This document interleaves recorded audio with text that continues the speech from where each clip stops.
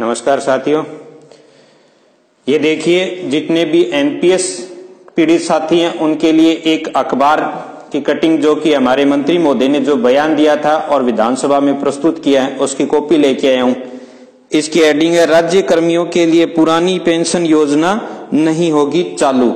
और इसमें शांति धारीवाल जी ने जो बयान दिया है उसमें वो ये कहते हैं कि एनपीएस के लिए प्रति वर्ष राज्य सरकार जो है वो 1800 करोड़ रुपए खर्च करती है और यदि वो कर्मचारियों को ओल्ड पेंशन देती है तो उसको खर्च करने होंगे 17,989 करोड़ रुपए, जो कि राजकोष पे एक बहुत बड़ा घाटा है। देखने में तो यह आंकड़ा ऐसे लगता है जैसे ये असंभव आंकड़ा है और सरकार यहाँ पर कर्मचारियों पे 10 गुने पैसे खर्च करने की कंडीशन में नहीं है। लेकिन मैं आज इसको आपको सिद्ध करके और कुछ आंकड़ों से ही आंकड़े समझाने की कोशिश करूंगा, जो आंकड़े ये सिद्ध करेंगे कि वास्तव में हम अपना मूल जो पैसा है उस पैसे के बिना केवल उसके ब्याज से भी ओल्ड पेंशन ले सकते हैं।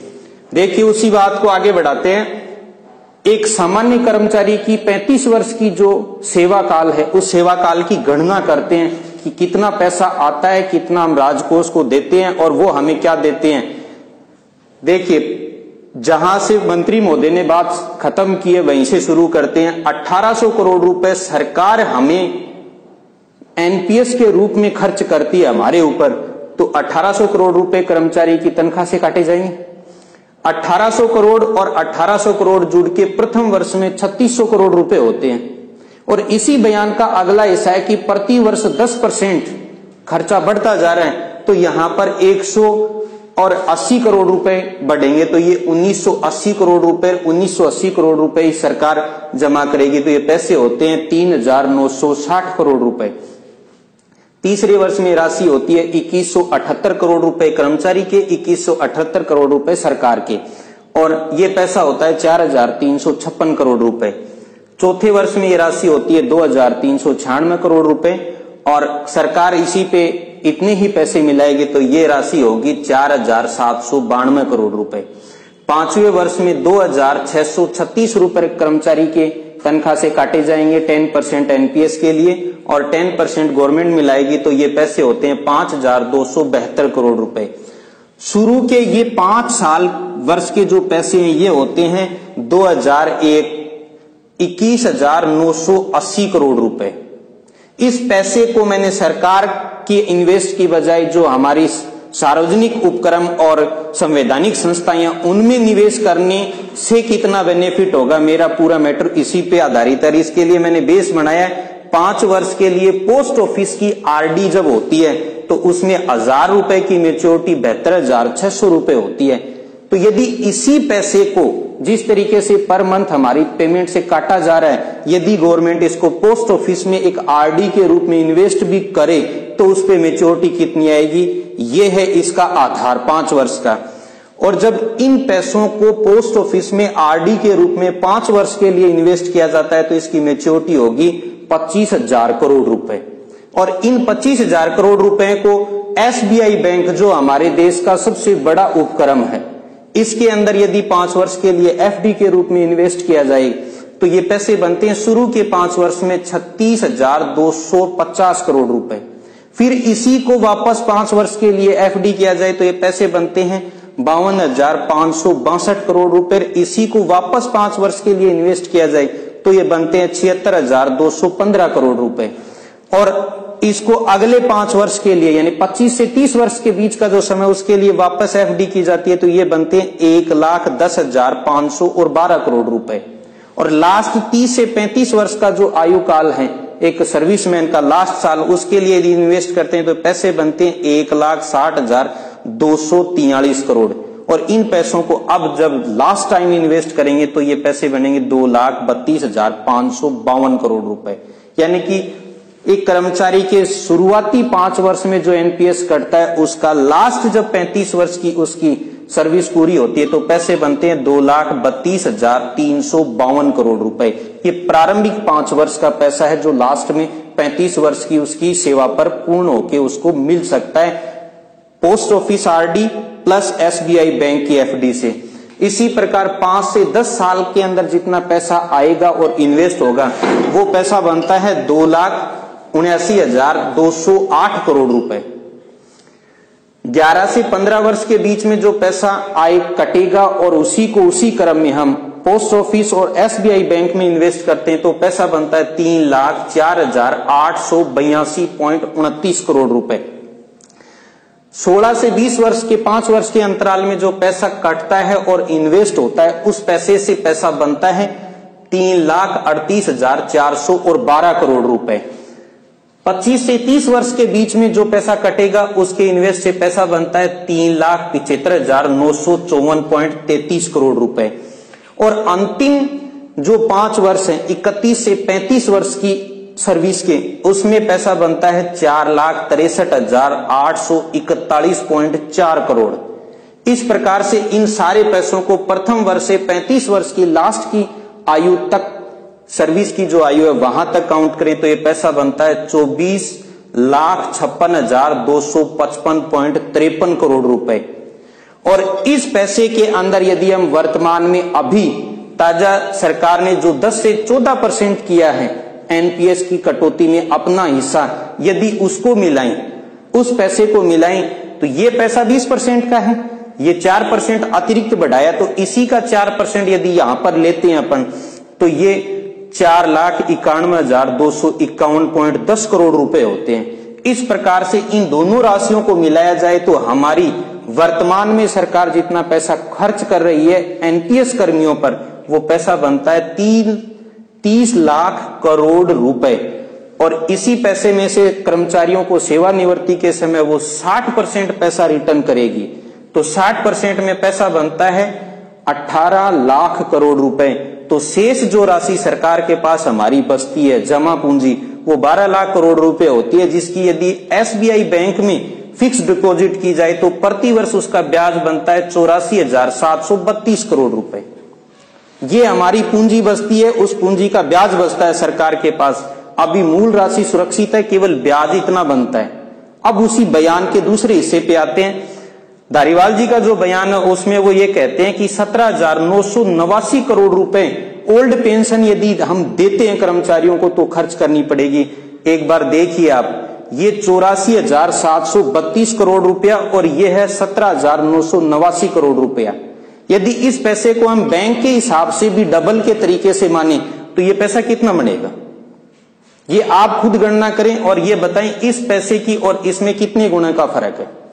यदि हम इसको मोटे तौर पर भी लें तो ये 4 गुना से भी ज्यादा राशि है, जबकि यदि हम हर 10 वर्ष के अंदर राशि को कैलकुलेट करते हैं तो वो राशि इतनी ही बनती है। यानी कि हम यदि अपनी जो मूल राशि है 12 लाख करोड़ रुपए हम एनपीएस कर्मियों ने राजस्थान सरकार के पास मूल राशि छोड़ी है, वो यदि हम राज्य के हित के लिए छोड़ भी देते हैं, त्याग भी देते हैं, फिर भी हमें हमारे पैसे के ब्याज से ओल्ड पेंशन मिल सकती है।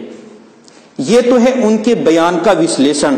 अब थोड़ी सी गणना, हमारे देश की सबसे प्रतिष्ठित जो मासिक पत्रिका है इंडिया टुडे, इसके जनवरी के संस्करण में जो छपा है सबसे ऊपर हेडलाइंस में एनपीएस पेंशन का टेंशन। इसी को यदि हम देखें और ये जानने की कोशिश करें कि वास्तव में एनपीएस का टेंशन है क्या चीज, तो इसके लिए मैं एक छोटी सी गणना और आपको इसी से की हुई बताऊंगा और उसके बाद में कुछ सवाल हैं जो हम सरकारों के सामने रखना चाहते हैं।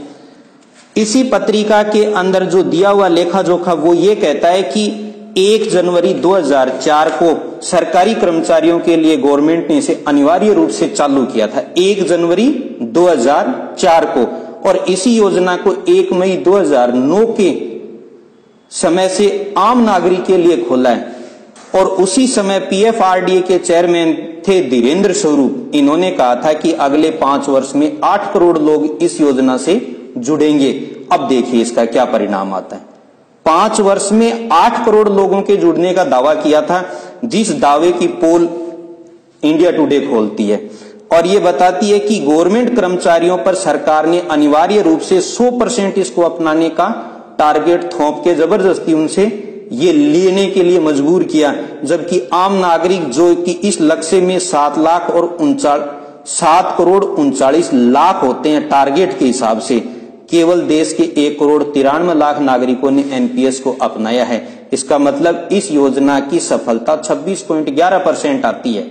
26.11%। इस आंकड़े को ढंग से देखिए, 26.11% देश के ऐसे समझदार नागरिक हैं जो एनपीएस को अपनाना चाहते हैं, जबकि हमारे ऊपर सरकार ने जबरदस्ती 100% एनपीएस थोप दिए।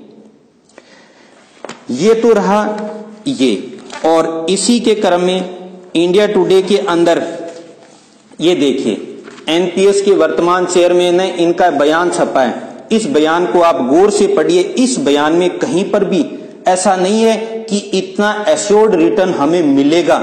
हर बात के लिए कहते हैं होगा, हो सकता है, मिल सकता है। कहीं पर भी इन्होंने इस चीज का दावा नहीं किया है कि हम इस पेंशन प्लान के जरिए कोई भी सामाजिक सुरक्षा दे सकते हैं कर्मचारी को। उसी कर्मचारी की बात कर रहे हैं जो 35 वर्ष तक अपने खून पसीने से सरकारी योजनाओं को सींचता है और सरकारी योजनाओं को जमीन पर उतारने का कार्य करता है। अब इसकी लास्ट लाइन को कोट करता हूं और आप फिर देखिए कर्मचारी की वास्तविक हालत, इस पैसे के अंतराल में क्या हालत है।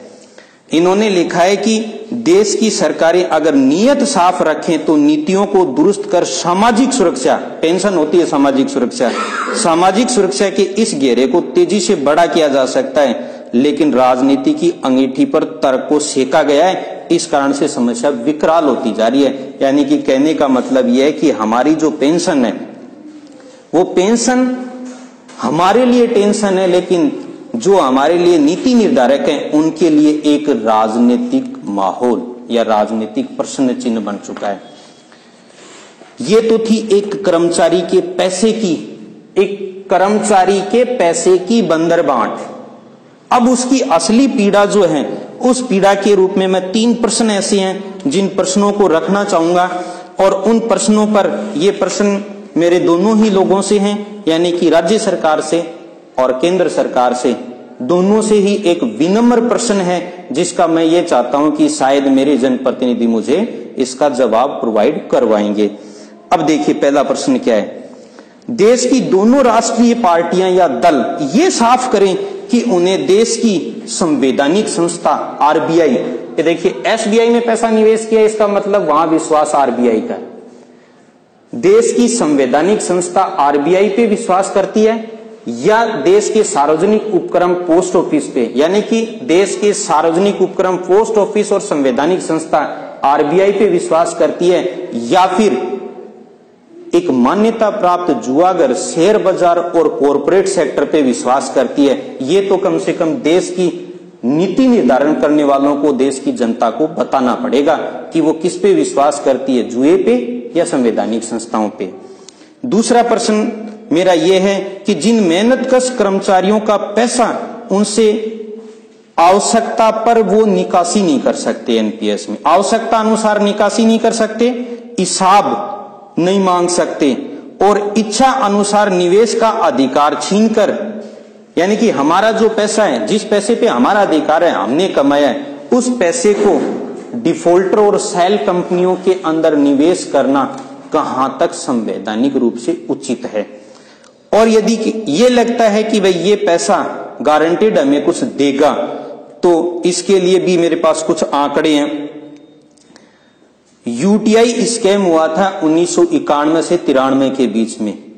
यहां पर जो हमारा पैसा, एनपीएस का पैसा यूटीआई म्यूचुअल फंड निवेश करता है, उसने 1000 करोड़ रुपए देश की एक प्रतिष्ठित कंपनी को दिए थे इन्वेस्टमेंट के लिए। नाम नहीं लूंगा यहां उस कंपनी का, आप चाहें तो यूटीआई स्कैम के नाम से गूगल पे सर्च कीजिए, कंपनी के नाम सही डिटेल आ जाएगी। 1000 करोड़ रुपए दिए, उस कंपनी ने 2 साल बाद में ये कह दिया कि आप हमें घाटा हो गया, केवल 300 करोड़ रुपए बचे आपके। और ऐसी स्थिति में उन 700 करोड़ रुपए जो डूबे निवेशकों के, आज डूबेंगे तो कर्मचारियों के। उस समय हम नहीं थे उस दायरे में, लेकिन उस समय भी निवेशकों का पैसा डूबा। उस पैसे की गारंटी ना तो भारत सरकार दे पाई और ना ही सेबी उस पैसे की गारंटी दे पाई। वो जो भी इन्वेस्टर थे वो सारे अपने आप को ठगा महसूस किए और उनका वो पैसा डूब गया। तो क्या सरकार हमें उसी भट्टी में झोंकना चाहती है? इसके बाद में एक बात जो मैं बार बार कहता हूं, मैंने पहले भी मेरे एक वीडियो में कही थी कि जुआ एक ऐसी चीज है, शेयर बाजार भी सफेद जुआ है। जब पांडवों ने द्रौपदी जी को दांव पे लगाया तो उन्होंने अपनी गलती थी, उन्होंने दंड भुगता, लेकिन आज हमारा पैसा सरकार निवेश कर रही है उस शेयर बाजार में। कल को यदि उसका दंड भुगतना पड़ा तो क्या सरकार हमें एश्योर्ड रिटर्न की गारंटी देती है? क्या वो दंड हमें नहीं भुगतना पड़ेगा, इसकी गारंटी सरकार दे सकती है क्या? एक आखिरी प्रश्न है मेरा, देश की दोनों ही राष्ट्रीय पार्टियों के जो शीर्ष पे बैठे हुए सत्ताधीश हैं उनसे है।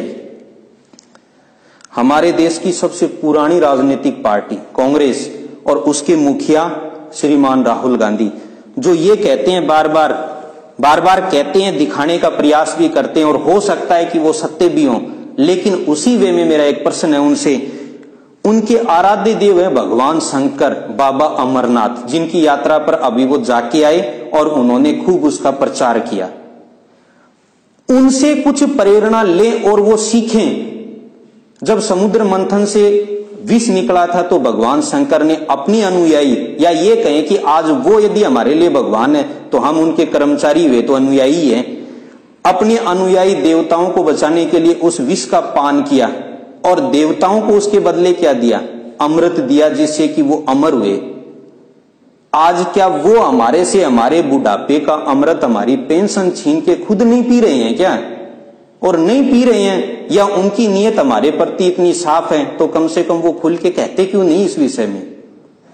दूसरा जो मेरा प्रश्न है वो हमारे देश की उस राजनीतिक पार्टी से संबंधित है जो एक मर्यादा पुरुषोत्तम की श्रेणी में अपने आप को कहती है और शायद उस भगवान मर्यादा पुरुषोत्तम राम के नाम से ही वो आज यहां तक पहुंचे हैं।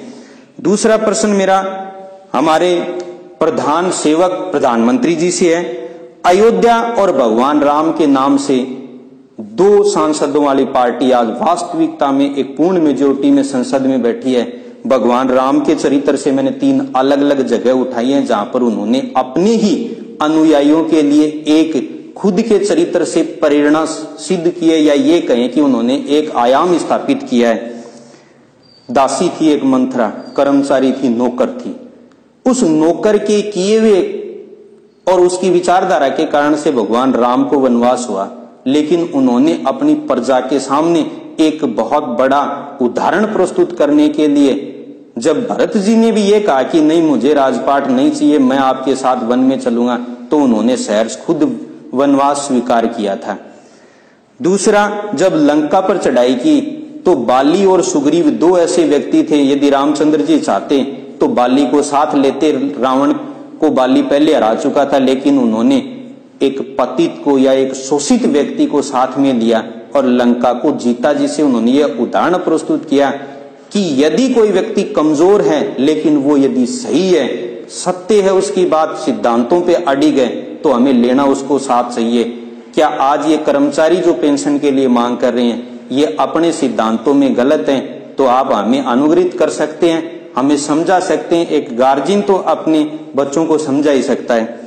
और एक आखिरी और छोटा सा प्रश्न है लास्ट, इसी क्रम में रामचंद्र जी से एक धोबी, और उसके कहने से उनको स्वयं को पता था कि ये बात गलत है, फिर भी उन्होंने जनता के सामने उदाहरण प्रस्तुत करने के लिए और सीता जी का त्याग कर दिया। कहने का मतलब ये है कि हम आपसे उस आचरण की उम्मीद करते हैं, क्योंकि उम्मीद हमारी आखिरी आप हो। इसलिए कम से कम इन कर्मचारियों को इनके बुढ़ापे के लिए आप सुरक्षा दे सकते हैं, ये हमारी आपसे विनम्र अपील है। हम आपसे इस बात की उम्मीद रखते हैं, कम से कम आप हमारी बात पे सुनेंगे, ये हमारी आपसे विनम्र अपील है।